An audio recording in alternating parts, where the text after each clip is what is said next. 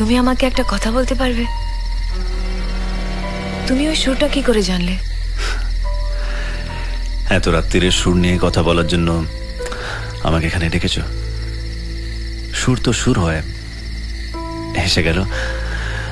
তাছাড়া ওরকম কত সুর আমার মাথায় খেলা করে।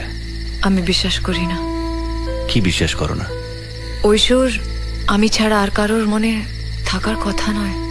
আসলে ওই সুরটা আমার স্বপ্নে বহুদিন ধরে আসছে।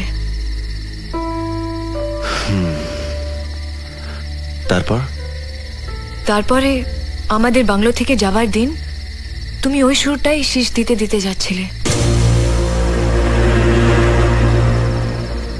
সেই দিন আমি প্রথম জানলাম যে আমি ছাড়াও আরো একজন আছে যে সুরটা জানে। আমার মনে হয় আমাদের দুজনের ওই সুরটার সাথে কোথাও একটা গভীর যোগাযোগ আছে। যোগাযোগ?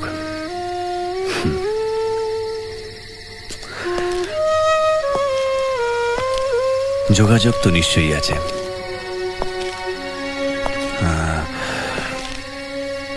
এই জন্যই তো